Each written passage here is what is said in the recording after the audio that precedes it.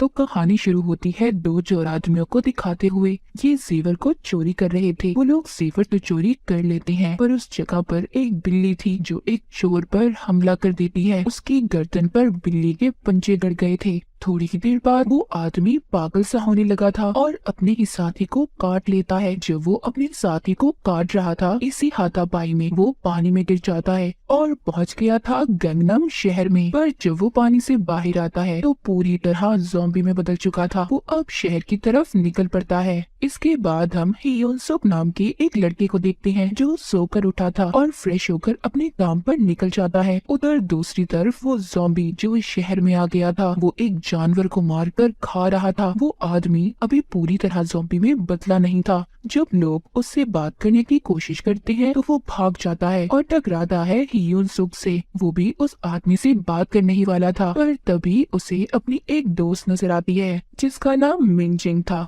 उसको कुछ लड़के वहाँ पर तंग कर रहे थे, इसलिए हियोन सुक उसकी मदद करता है। उन लड़कों को वहाँ से मारकर भगा देता है। यहाँ पर हमें पता चलता है कि हियोन सुक लड़ाई में काफी माहिर था। हियोन सुक और मिनजिंग दोनों एक जगह पर काम करते थे और जहाँ पर इन दोनों का ऑफिस था वो एक नई बिल्डिंग थी। उस बिल्डिंग की चेकिंग करने एक इंस्पेक्शन लेडी आई थी। वो थोड़ी सी खड़ूस थी। हियोन सुक और मिनजिंग दोनों एक छोटे से ऑफिस में काम करते थे। उनकी कंपनी एक यूट्यूब चैनल चलाती थी। हम यहीं पर हियोन सुक के बॉस को भी देखते हैं जिसकी नजर हमेशा मिनजिंग पर रहती थी, जो बात हियोन सुक को बिल्कुल भी अच्छी नहीं लगती थी क्योंकि वो खुद मिनजिंग को बहुत पसंद करता था। उधर ही हियोन सुक का दोस्त भी था जो इनके साथ काम करता था। दूसरी तरफ हम उस ज़ॉम्बी को देखते हैं जो शहर में आ गया था और उसकी नजर अब हियोन सुक की ऑफिस की बिल्डिंग पर थी। टीवी में भी इस ज़ॉम्बी के बारे में बताया जा रहा था जिसको देखकर हियोन सुक ने पहचान लिया था। ये सब डर गए थे क्योंकि वो ज़ॉम्बी इनके एरिया में ही फिर रहा था। थोड़ी देर बाद हियोन सुक की ऑफिस में पानी वाला आता है। तभी इनका बॉस उसको देखकर छुप जाता है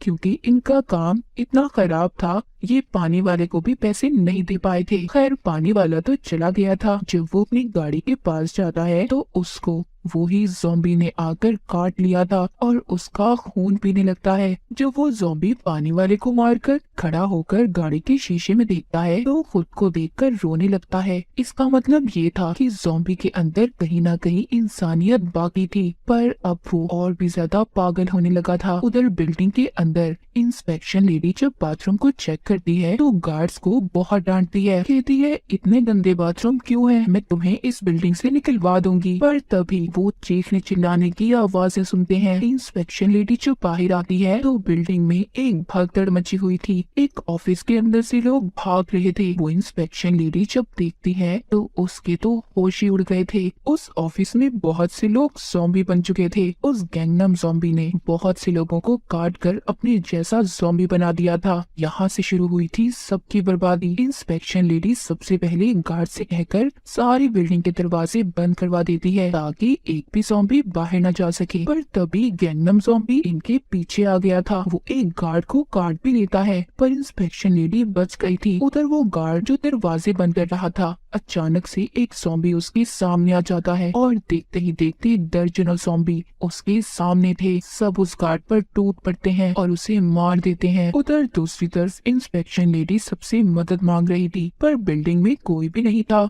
तभी वो हियोन सुक की ऑफिस में पहुंचती है और सारी कहानी बताती है, पर कोई भी उसकी बात पर यकीन करने के लिए तैयार नहीं था। जो वो टीवी पर सबको गैंगनम ज़ॉम्बी दिखाती है। कहती है यही है वो आदमी जिसने सारी बिल्डिंग के इंसानों को जानवर में बदल दिया है। ये बात सुनकर कुछ लोग वहाँ पर थोड़ा सा सीरियस हो गए थे। हियोन सुक का बॉस कहता है अगर ये बात सच है क्यों ना हम एक वीडियो बनाएं, हमारा चैनल वायरल हो जाएगा। ये सब अब वीडियो बनाने चले जाते हैं, सिवाय एक गार्ड के जिसको ज़ॉम्बी ने काटा था। उसके हाथ में अब दर्द हो रहा था। वो समझ चुका था कि वो भी अब ज़ॉम्बी बनने वाला है। उधर बाकी के लोग जब वीडियो बनाने गए थे वो हल्का सा दरवाजा खोलकर वीडियो बनाते हैं, पर एक ज़ॉम्बी उन्हें वीडियो बनाते हुए देख लेता है और मिनजिंग को पकड़ लेता है। उस एक ज़ॉम्बी की वजह से बाकी के ज़ॉम्बी भी इनके पास आने लगे थे, पर हियोन सुक ने सही वक्त पर दरवाजे को बंद कर दिया था और दोबारा से ये ऊपर की तरफ आने लगते हैं। हियोन सुक के बॉस को भी एक अच्छी वीडियो मिल गई थी, लेकिन तभी ये अपने सामने गैंगनम ज़ॉम्बी को देखते हैं युनसुक उससे लड़ता है, उसका मुकाबला करता है, पर आखिर में ज़ॉम्बी उस पर भारी पड़ रहा था।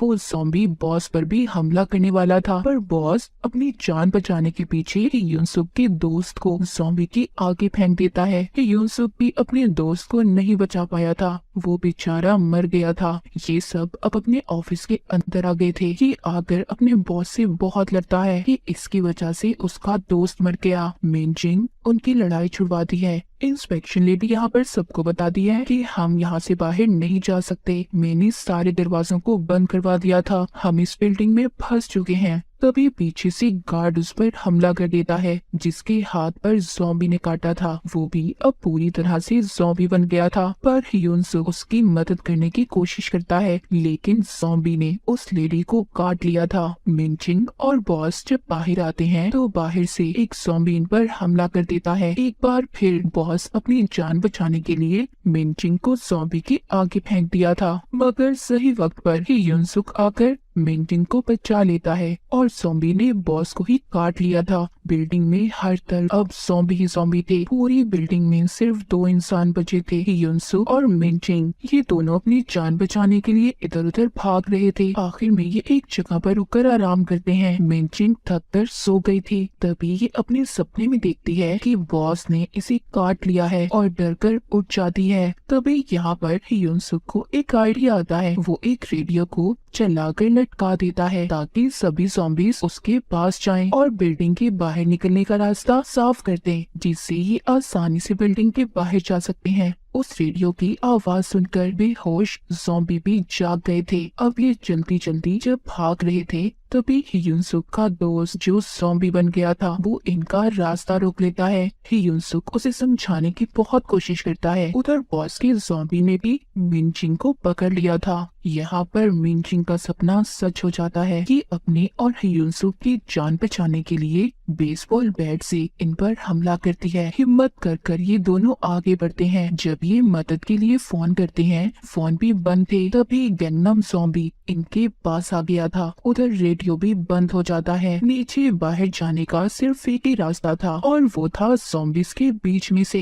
ये दोनों हिम्मत करके ज़ॉम्बीज़ के दरमियान से गुजरते हैं। युनसुक अपने हाथों और पाँव का इस्तेमाल करके ज़ॉम्बीज़ को पीछे कर रहा था। मिनचिंग अपना बेसबॉल बैट इस्तेमाल करके ज़ॉम्बीज़ को मार रही थी, पर यहाँ पर ज़ॉम्बीज़ हद से ज्यादा थे। ये दोनों किसी न किसी तरह सीढ़ियों तक पहुँच जाते हैं, मगर ऊपर से भी ज़ॉम्बीज़ आ रहे थे और नीचे से भी। ये दोनों दरमियान में ही फंस चुके थे। ये दोनों फर्स्ट फ्लोर तक पहुँच तो जाते हैं, पर वहाँ पर भी ज़ॉम्बीज़ थे। ये बचकर भागते हैं और कार पार्किंग एरिया पर आ गए थे। यहाँ भी चारों तरफ से ज़ॉम्बीज़ आ रहे थे। युनसुक मिनचिंग को गाड़ी में बिठाकर गाड़ी को बंद कर देता है और खुद अकेला ही ज़ॉम्बीज़ से मुकाबला करने लगता है, लेकिन ज़ॉम्बीज़ गाड़ी के अंदर मिनचिंग को भी घेर लेते हैं। ज़ॉम्बीज़ की तादाद बढ़ने लगी थी, जिससे गाड़ी में रेडियो भी चल जाता है। फिर यहाँ पर और भी ज़ॉम्बीज़ आना शुरू हो गए थे। युनसुक लड़ते लड़ते गाड़ी के ऊपर चढ़ गया था, पर यहाँ पर भी इसके पीछे ज़ॉम्बीज़ आ रहे थे। युनसुक उनसे बहुत लड़ता है। आखिर में सारे ज़ॉम्बीज़ युनसुक के ऊपर चढ़ गए थे। यहाँ पर हमें देखकर ऐसा लग रहा था कि युनसुक भी अब मर जाएगा, पर ऐसा नहीं था। सही वक्त पर मिनचिंग फायर एस्टिमेशन लेकर आ जाती है और सारे ज़ॉम्बीज़ पर स्प्रे कर युनसुक से उन्हें दूर कर देती है। ये सारे ज़ॉम्बीज़ तो भाग गए थे, पर जब ये थोड़ा आगे जाते हैं तो आ जाता है गैंगनम ज़ॉम्बी, जो अब और भी ज्यादा ताकतवर हो गया था, जो युनसुक पर हमला कर देता है। वो इसके हर वार का पलट कर वार कर रहा था। मार का भी उस ज़ॉम्बीज़ पर कोई असर नहीं हो रहा था। काफी देर तक युनसुक गैंगनम ज़ॉम्बी से लड़ता रहता है। तभी वहाँ पर इंस्पेक्शन लेडी भी आ जाती है। गैंगनम ज़ॉम्बी इनसे मर तो नहीं रहा था, पर मिनचिंग उसको धक्का देती है और युनसुक उसको तब तक मारता रहता है जब तक वो हिलना बंद नहीं होता। ये दोनों सोचते हैं कि गैंगनम ज़ॉम्बी तो मर गया, पर पीछे से आ गई थी इंस्पेक्शन लेडी ज़ॉम्बी, आकर युनसुक की टांग पर काट लेती है। मिनचिंग बेसबॉल बैट से उसे भी मार देती है, लेकिन अब कोई फायदा नहीं था। यूनसुक मिनचिंग से कहता है कि तुम्हें अब अकेले ही बिल्डिंग से बाहर जाना होगा और सैड साहब गुड बाय बोलता है क्योंकि उसे ऐसा लग रहा था कि वो भी अब ज़ॉम्बी बन जाएगा। ये मिनचिंग को बताता है कि उसे कितना पसंद करता था। ये दोनों एक दूसरे के गले लगते हैं। जब ये मिनचिंग को छोड़ने के लिए खड़ा हुआ था तभी कोई चीज नीचे आकर गिरती है और वो थे इंस्पेक्शन लेडी के नकली दांत। इसका मतलब ये था कि यूनसुक पर तो वायरस का कोई असर हुआ ही नहीं था। अब ये दोनों मिलकर बिल्डिंग से बाहर निकलते हैं पर जाते हुए दोनों एक बेवकूफी कर जाते हैं। दोनों ने दरवाजे को खुला ही छोड़ दिया था। तो कहानी के आखिर में हम देखते हैं गैंगनम ज़ॉम्बी अभी भी जिंदा था। वो भी उठकर बाहर की तरफ जाने लगता है। मतलब अब ये बर्बादी पूरे शहर में फैलने वाली थी। अब शुरू होने वाला था ज़ॉम्बी एपोकलिप्स। क्या ये ज़ॉम्बी अब पूरे शहर में तबाही फैलाने वाला था? तो क्या होगा गैंगनम शहर का हाल? और इसी के साथ ये कहानी यहीं पर खत्म हो जाती है।